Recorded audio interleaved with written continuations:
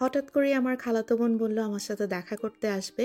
তো চিন্তা করলাম আমরা সবসময় ছোটবেলা থেকে বাসায় যেই ধরনের খাবারগুলো খেয়ে বড় হয়েছি, মানে বলতে পারেন আমাদের বরিশাল স্টাইলের রান্না বা আম্মুর স্টাইলের রান্না, এইসবই টুকিটাকি ওর জন্য রান্না করেছি। আর হচ্ছে ওই যে বললাম সোমা আপুর ছেলের বার্থডে, আমার ছেলের বার্থডে একই দিনে, তো সেই উপলক্ষে বাচ্চাদেরকে নিয়ে একটু বোলিংয়ে গিয়েছিলাম। এই সব টুকিটাকি নিয়ে আজকের ব্লগটা সাজিয়েছি। চলেন শুরু করা যাক তাহলে আজকের ব্লগটা। অনেক অনেক রান্না নিয়ে বসছি, তো চিকেন রোস্ট বানাচ্ছি। এই জন্য এই দুধের ভিতরে আমি একটু কেওড়াকে ভিজায় রাখছি, স্যাফরন বলতে পারেন। তো এটা দিলে কালারটা খুব সুন্দর আসে। তো দেখাই রোস্টের কি অবস্থা। এই যে চিকেন রোস্ট হচ্ছে, অলমোস্ট হয়েই গেছে। শেষের দিকে হচ্ছে আমি ওই যে দুধে ভিজানো কেওড়াটা ওইটা দিয়ে দিব। আর এইখানে নিয়েছি হচ্ছে এই যে বেরেস্তা, সাথে অল্প একটু গুঁড়া দুধ আর একটু চিনি। তো এইটা হচ্ছে এখন আমি একসাথে চটকে তারপরে রোস্টের উপরে দিয়ে দিব নামানোর আগে আগে। তো এতে হয় কি, ওই যে একটা বিয়ে বাড়ির রোস্টের মতো যে মাখা মাখা একটা এফেক্ট থাকে মাওয়ার, ওই জিনিসটা আসবে। তো আম্মুকে দেখি সবসময় এরকম করে দেয়, আর আম্মুর রোস্ট তো খুবই মজা। তো আমিও আর কি আম্মুর কাছ থেকে শিখে এরকম করেই রান্না করি। তো এই যে প্রথমে আমি এই জাফরানে ভেজানো দুধটা দিয়ে দিলাম চিকেনে। আর এখন এই যে বেরেস্তাটা, গুঁড়া দুধ আর চিনি দেয়া, এটা দিয়ে মিক্স করে নামায় ফেলবো। এই যে আমার চিকেন রোস্ট কিন্তু একদম রেডি। তো এখন আমি এটা রেখে অন্য রান্নায় চলে যাই। তেলের মধ্যে কিছুটা কাটা পেঁয়াজ আর কিছুটা বাটা পেঁয়াজ একসাথে আমি একটু ভেজে নিচ্ছিলাম। তো এখানে রান্না হচ্ছে কাঁঠালের বিচি আর ডাটা দিয়ে চিংড়ি মাছ। এটা একেবারেই আমাদের বরিশাল স্টাইলে রান্না করছি। তো এই যে পেঁয়াজ যখন ভাজা হয়ে গেছে তখন আমি অল্প অল্প করে একটু হলুদ, মরিচ আর ধনিয়া দিলাম, সাথে অল্প একটু পানি দিয়ে মশলাটা ভালো করে কষিয়েছি। আর এদিকে আমি কাঁঠালের বিচি আগে থেকেই সিদ্ধ করে রেখেছিলাম, যেহেতু এখানে ফ্রোজেন কাঁঠালের বিচি পাওয়া যায়, একটু সময় লাগে হতে, তো এই জন্য আগে থেকেই সিদ্ধ করে রেখেছি। তো মশলাটা কষানোর পর এই যে আমি ডাটাগুলো দিয়ে একটুখানি কষিয়ে নিলাম। আর এরপর ওই যে সিদ্ধ করা কাঁঠালের বিচি ওইটা দিয়ে খুব সুন্দর করে এটাকে কিছুক্ষণ ঢেকে রেখে কষিয়ে নিব। 2-1 মিনিট এরকম ঢেকে রাখার পর এই মশলাটার সাথে কাঁঠালের বিচি আর ডাটা যখন সুন্দর করে কষে গেছে তখন আমি অল্প একটু পানি দিয়ে দিব, কারণ ডাটাটাও তো সিদ্ধ হওয়া লাগবে। তো এই যে পানি দিয়ে আমি আরও একটু ঢেকে রাখবো যতক্ষণ পর্যন্ত ঠিকমতো বলক না আসে। আর আমাদের বরিশালের রান্নায় নারিকেলের দুধ খুব একটা মানে অপরিহার্য জিনিস। আমরা অনেক অনেক রান্নাতেই কিন্তু এই নারিকেলের দুধ ব্যবহার করি। মানে মনে হয় যেখানে চিংড়ি মাছ থাকবে সেখানে নারকেলের দুধ না দিলে কি জানি একটা বাকি পড়ে গেল।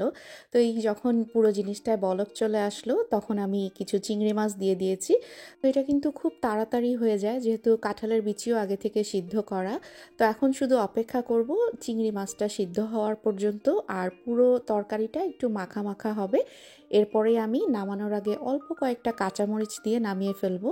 তো এরকম করে যারা নারকেল দিয়ে ডাটা চিংড়ি খাননি, ট্রাই করে দেখতে পারেন আমাদের বরিশাল স্টাইলের ডাটা চিংড়ি কেমন হয়।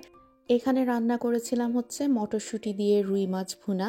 তো গেস্ট যেহেতু আসছে মাংস তো থাকতেই হবে, কিন্তু আজকে আমার মেইন প্ল্যানই ছিল যে আমি মাছ, ডাল, ভাত এই ধরনের রান্না করব, যেহেতু একটু গরম পড়ে গেছে, এগুলো খেতেই ভালো লাগে। তো আমার রান্না বান্না কিন্তু সবই শেষ, আমি এখন জাস্ট চুলার উপর একটু গরমে রেখেছি। এখানে কাঁচা আম দিয়ে টক ডালও রান্না করেছিলাম, আর সাথে ছিল আলু দিয়ে ঝাল গরুর মাংস, চিকেন রোস্ট, আর মটরশুঁটি দিয়ে রুই মাছ, আর আমার সেই ডাটা চিংড়ি। তো আজকে আমার বাসায় গেস্ট আমার বোনই এসেছে, ওকে আসলে গেস্ট বলা যায় না, ও তো ঘরের মানুষই।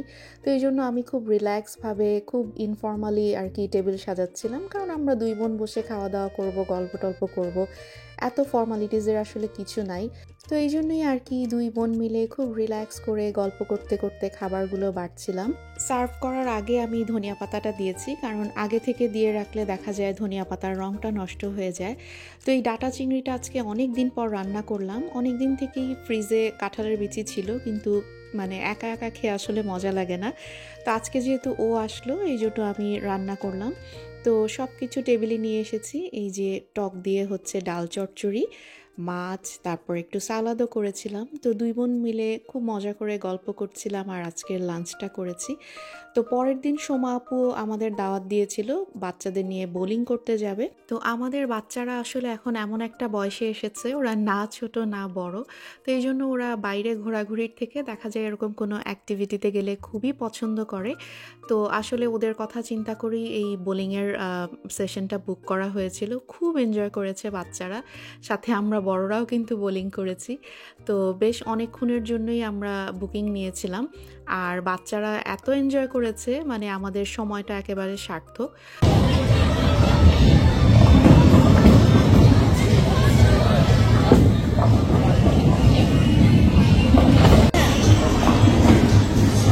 না ভরবে না তো, এটার মধ্যেই ফালাইতে হবে আপনাকে।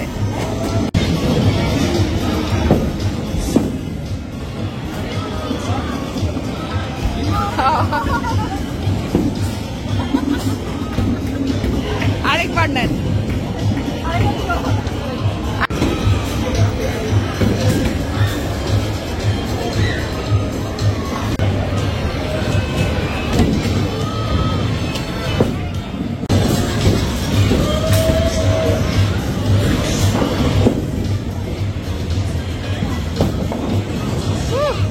Good one.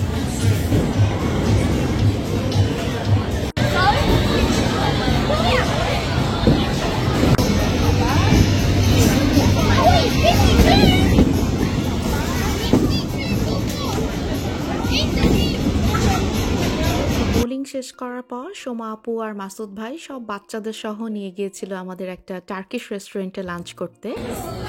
And chicken wings are coming. Yeah. It's not on the platter, but I will bring you in 5 minutes. Okay. Enjoy. Would you like some chili and garlic sauce? Yes, please. কোথাও ঘুরতে যাওয়া, বাসায় রান্না করা বা কোনো দাওয়াতে যাওয়া, এরকম করেই আমাদের উইকেন্ডগুলো কিন্তু কাটে। তো আমার এবারের উইকেন্ডটা কেমন গেল ছোট্ট এই ব্লগটাতে সেটাই শেয়ার করেছি। দেখা হচ্ছে নেক্সট ব্লগে। সবাই ভালো থাকবেন। আল্লাহ হাফেজ।